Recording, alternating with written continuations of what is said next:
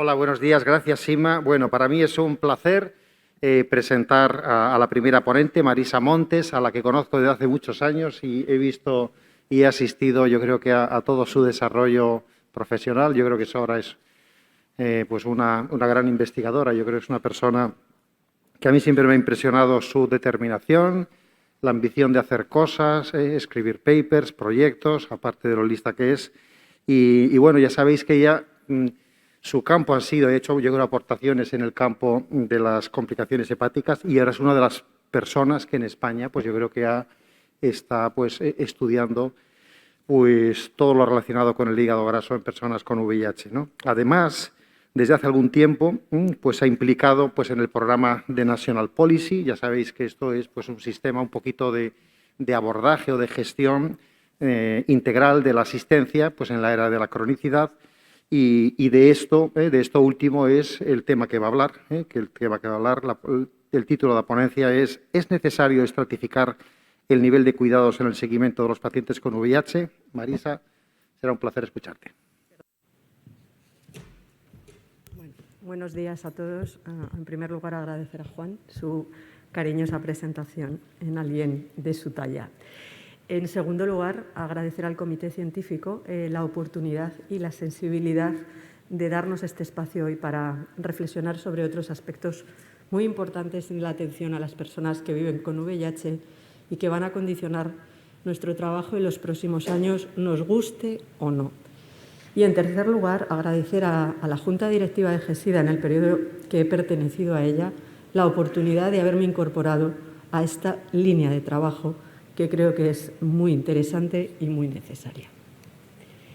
Como habéis visto, mi presentación tiene una formulación de preguntas, lo cual siempre me gustan las preguntas, son un reto.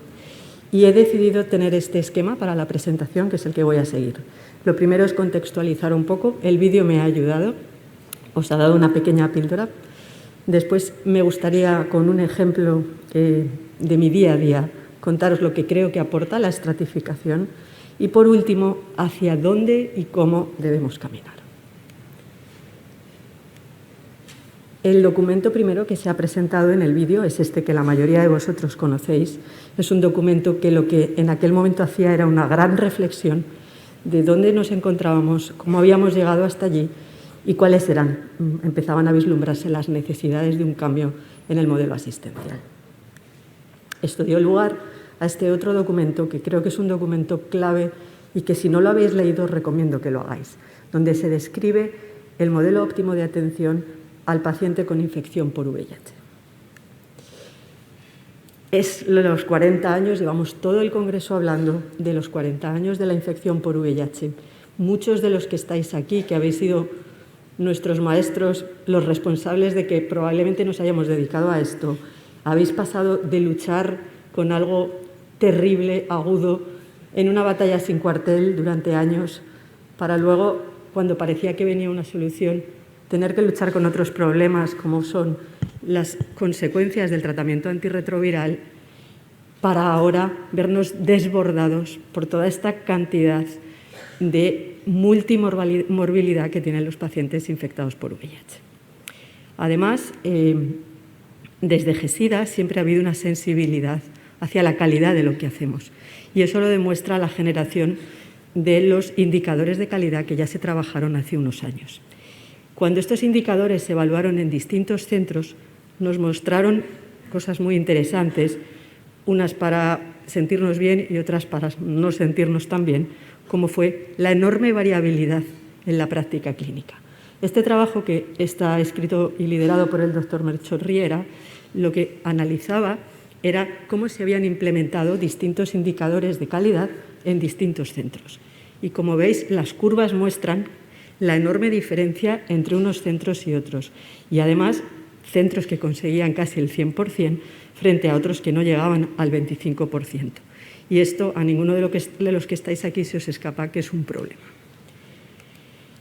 ¿Qué nos ha puesto encima de la mesa este modelo de atención al paciente con infección por VIH? Pues nos ha mostrado que hoy es el día de los círculos. Estaba escuchando antes a Javier Martínez Picado y parece que necesitamos toda esta complejidad necesitamos colocarla, ¿no?, a través de círculos. Pues aquí hay otro. Un círculo en el que en el centro están las personas infectadas por VIH y a su alrededor todos los profesionales y personas que interactúan con él de distintas maneras a lo largo de su trayectoria de la enfermedad. El documento hace hincapié en que, evidentemente, para poder atender toda esta cronicidad hay una necesidad de cambio del sistema asistencial. Esto tiene muchas dimensiones y a nadie se le escapa la complejidad. Necesitamos apoyo al autocuidado, diseño de modelos de cuidados, apoyo a la toma de decisiones clínicas y sistemas de información clínica que ayuden a las personas que atienden a los pacientes a hacer mejor su trabajo. En el hipotético caso, espero futurible, que alcancemos este cambio en el sistema de salud, deberíamos tener equipos operativos preparados y proactivos, pacientes informados y, al final, generar unos resultados en salud que mejoren. El documento muestra una hoja de ruta y este es uno de los aspectos que os voy a destacar. Aquí se habla de las 5 acciones priorizadas. Y quiero leeros 2 textualmente. La número 2 dice: trabajar multidisciplinariamente la mejor oferta de valor evidenciada para cada perfil de paciente con infección por VIH. La tercera dice: promover la implementación de sistemas de estratificación. Así que eso es lo que nos pusimos a hacer. Y en el año finales del 19, efectivamente, y principios del 20, vio la luz este documento que, si no habéis tenido oportunidad de leer, también os recomiendo. Los objetivos principales de los sistemas de estratificación son conocer qué tipos de pacientes estamos asistiendo, saber si les estamos dando los cuidados adecuados, saber qué necesitamos para darles estos cuidados y si disponemos de los medios, y al final avanzar como gestores clínicos de nuestros pacientes con todos los interlocutores que sean necesarios. Pasamos al segundo punto. Me pareció que lo más útil para intentar comunicaros qué creo que aporta la estratificación era contaros lo que yo he llamado un día cualquiera en mi consulta. Antes de entrar ahí os doy una foto de lo que es la cohorte de pacientes infectados por VIH en el Hospital de la Paz en junio de 2019, que creo que representa bastante bien la mayor parte de las cohortes de los que estáis aquí hoy. Un 20% de mujeres, 90% raza caucásica, con una mediana de edad de 50 años, pero con un percentil 75 de 56 años, lo que significa que el 25% de nuestros pacientes tienen más de esa edad. En cuanto a la vía de transmisión, tenemos más o menos la mitad de hombres que tienen sexo con hombres y luego un cuarto heterosexual y un cuarto exadictos. Un 23% de nuestros pacientes tienen criterios estadio CDC, el C. Las medianas de CD4, como veis, son muy buenas en general y un índice de masa corporal de 25, con un intervalo de confianza, como veis, entre 22 y 27. Quiere decir esto que, bueno, probablemente tengamos entre un 10 y un 15% de pacientes con obesidad. En cuanto a las hepatopatías crónicas, tenemos un 3% de hepatitis B crónica y una hepatitis C crónica con serología positiva en el 25,6%, que en aquel momento presentaban respuesta viral sostenida el 99% de nuestros pacientes. En la tabla de al lado os muestro distintas comorbilidades de las frecuentes, vamos a decir. Diabéticos un 8%, con diabetes o glucemia alterada en ayunas un 13%. Perdonad que no haya aclarado. Estos datos eran que su médico hubiera escrito en la historia que era un paciente diabético, un paciente con glucemia alterada, etc. Las dislipemias un 50% de los pacientes, con especial relevancia en la hipertrigliceridemia, hipertensión arterial un tercio, síndrome metabólico escrito por su médico un 16%, hígado graso o enfermedad metabólica hepática un 18%, y luego sí que hicimos el ejercicio de buscar con marcadores analíticos no invasivos cuánta esteatosis hepática o resistencia a la insulina podía haber. Y como veis, nos sorprendió un 63% de pacientes que pueden tener esteatosis hepática y un 42% con resistencia a la insulina. En cuanto a otros parámetros hepáticos, un 13% de fibrosis avanzada por fibroscanning, y la osteoporosis y osteopenia no la teníamos muy bien recogida. La foto, para que os hagáis una idea. Un día cualquiera en mi consulta, llego por la mañana y voy a preparar mi consulta. Esta es la agenda, estos son pacientes reales. Ese día tengo 10 pacientes que, como veis, tienen todos la carga viral indetectable y una cifra estupenda de CD4. Va a ser una buena mañana. Pero decido utilizar el sistema de estratificación. El sistema de estratificación tiene dos modelos. Un modelo de estratificación de perfil, una herramienta para estratificar por perfil y una herramienta para estratificar por complejidad. Cuando aplicamos la herramienta para estratificar por perfiles, veréis que hay 7 perfiles diferentes. Se lee mal, lo siento. El perfil azul, paciente con infección por VIH controlada, autónomo, sin comorbilidades y sin conductas de riesgo, psicológicamente bien y con un buen soporte familiar y social. Yo a este le llamo la perita en dulce. El perfil amarillo, paciente con comorbilidad y o frágil y o dependiente. Perfil naranja, el paciente en su primer año de tratamiento antirretroviral. En sí mismo es un paciente distinto. Paciente morado, consumidor de sustancias activas con deterioro físico y psíquico. El perfil verde, paciente con necesidades sociales mal adaptado al sistema y con problemas de inserción. El perfil rosa, paciente embarazada. Y el perfil lila, paciente con conductas sexuales de riesgo. El objetivo de estos perfiles no es abarcar el 100% de la población que atendemos en nuestras consultas. Nos marcamos como objetivo ser capaces de clasificar entre un 70 y un 80% de los pacientes que vemos. Así cambió el colorido de mi anterior diapositiva. Como veis, de estos 10 pacientes, me salió bien la cuenta para los porcentajes, un 30% son pacientes que tienen un perfil de comorbilidades y o fragilidad y o deterioro. Solo tengo 2 peritas en dulce, 20%. Un paciente con perfil lila, que es abuso de sustancias, un paciente con problemas sociales y, como veis, 30% de pacientes no clasificables. Que no sean clasificables generalmente lo que significa es que comparten características de 2 perfiles diferentes al menos. ¿Qué significa que tengo 3 pacientes, un 30% de mis pacientes en este perfil? Pues significa que para darle la adecuada asistencia necesitaría de la concurrencia de enfermería, atención primaria y farmacia. Si son pacientes con conductas sexuales de riesgo, necesitaría enfermería y psicología. Si son pacientes con un perfil verde, necesitaría enfermería, al trabajador social y o ONGs, mediación cultural y psicología.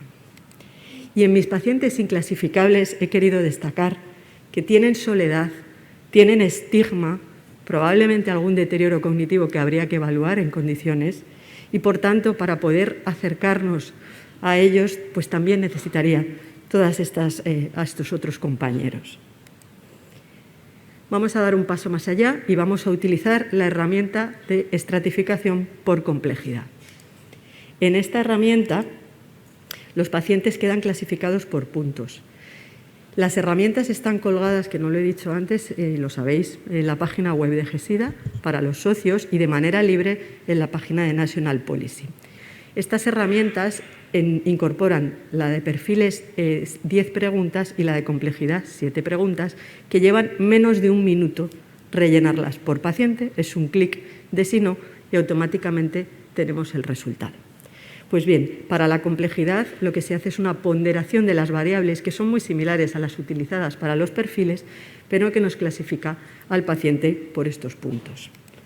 ¿Cómo cambió mi consulta ese día después de utilizar esta herramienta? Pues como veis, solo tengo un 30% de pacientes con complejidad baja, tengo un 40% de pacientes con complejidad media y un 30% de pacientes con complejidad alta o extrema. ¿Qué significa esto? Esto significa que para planificar, por ejemplo, la asistencia y la próxima cita de mis pacientes, tengo unos tiempos recomendados. Y además, lo que veis como mixto significa si son pacientes a los que podríamos prestar esa asistencia de manera virtual o presencial. En los pacientes con complejidad baja, pues lo que muchos están haciendo, ¿no? De 9 a 12 meses, son pacientes en los que me planteo visita virtual, etc. ¿Qué pasa con los pacientes de complejidad media? Pues ya como veis, los tiempos bajan a 6 meses y empieza a aparecer la palabra presencial, presencial, presencial. En cuanto a la complejidad alta, además de bajar esos tiempos, y ya ni pongo mixta porque son pacientes que hay que ver, aparece una palabra en el especialista de VIH que se llama gestor. Necesariamente, para atender adecuadamente a los pacientes de alta complejidad, tenemos que interaccionar con otros compañeros nuestros donde toque. Y para el paciente de complejidad extrema, la herramienta y el documento nos dice que hay que diseñar un plan de atención y oferta de cuidados específico para cada caso, contando con todos los profesionales necesarios. Esta es la combinación de la clasificación en mi consulta de las dos herramientas. ¿Qué más conclusiones puedo sacar? Pues mirad, y esto es absolutamente real, los tiempos que me llevó la atención de cada uno de estos pacientes. El paciente amarillo con complejidad baja me llevó 25 minutos. El paciente perita en dulce, lo mejor que soy capaz de hacer, 15 minutos. El paciente azul con perita en dulce, pero con complejidad media, fijaos, me lleva 25 minutos. Un paciente inclasificable de complejidad baja me lleva 20. Y en el resto no os he puesto ningún tiempo porque no soy muy capaz de prever cuánto va a ser. El paciente entra, empezamos, ya os digo que por debajo de 30 minutos, difícil, si tengo que abordar todas las necesidades.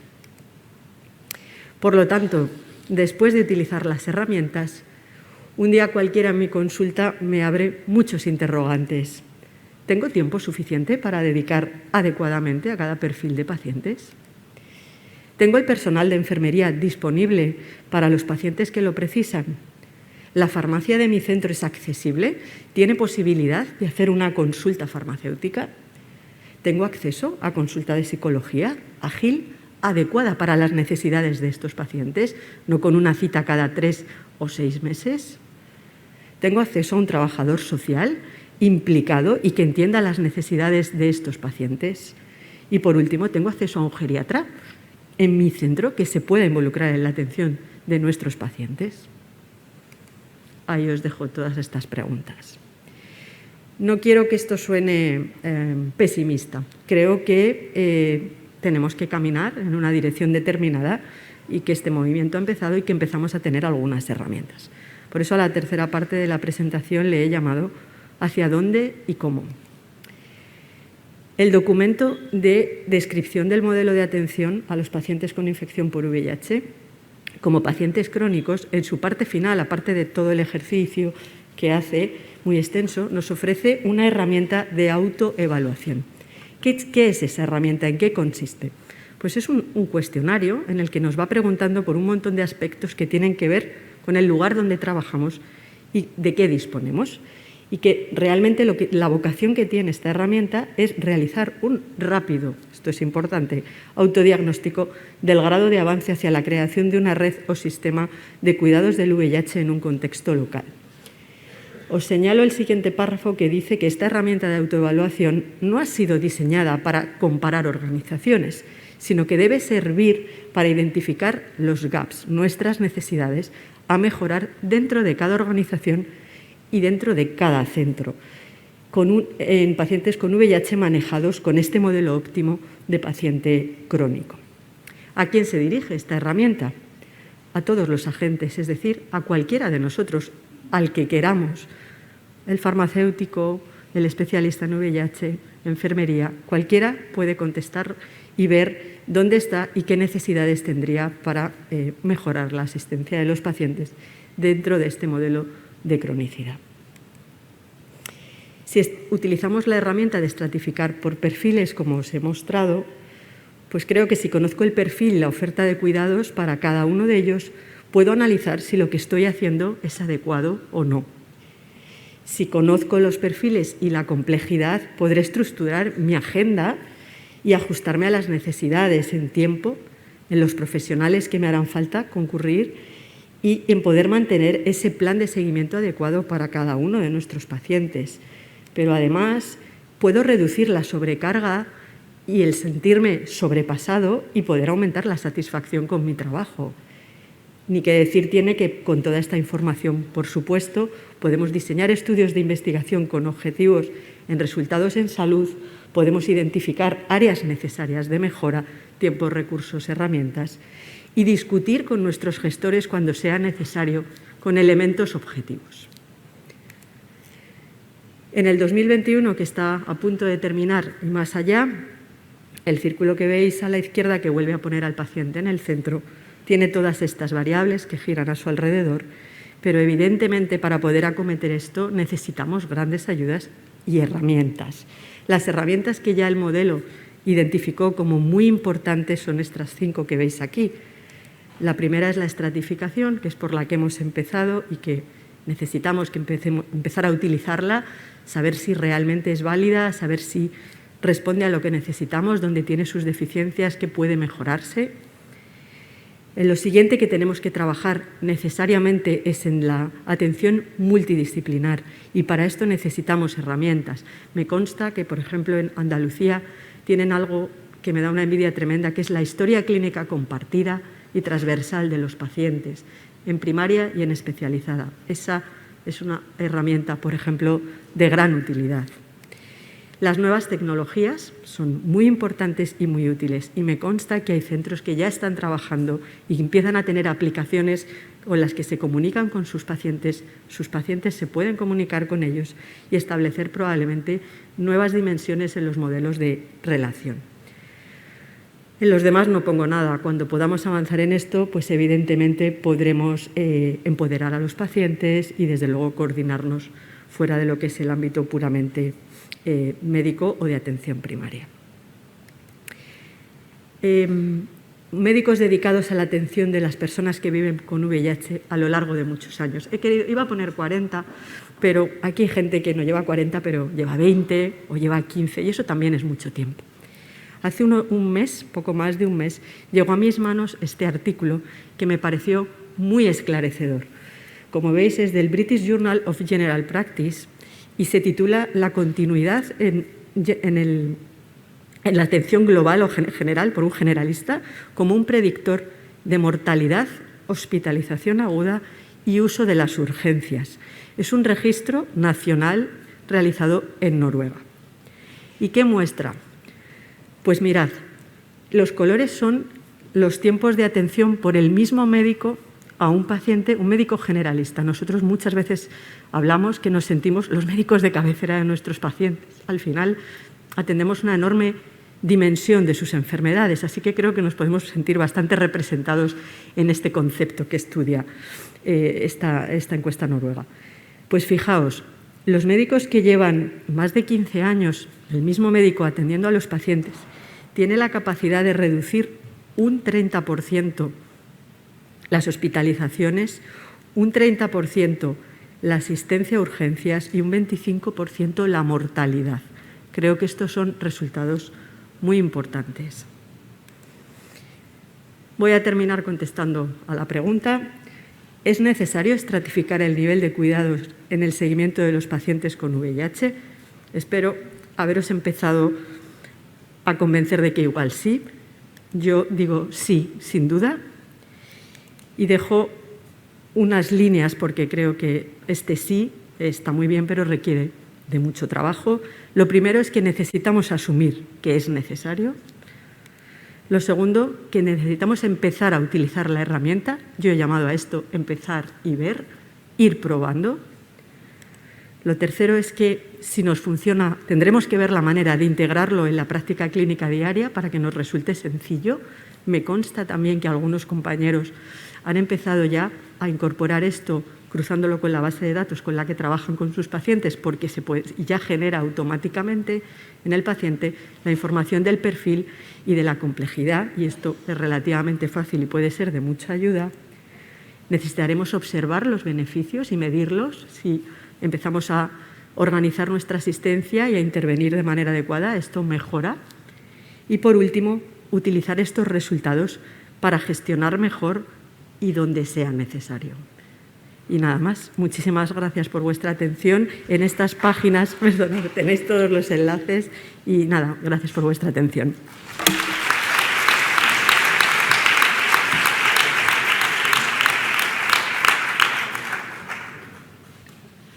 Muchas gracias, Marisa, por esta exposición tan brillante. Si os parece, vamos a dejar las preguntas a los tres ponentes para el final de todas las presentaciones.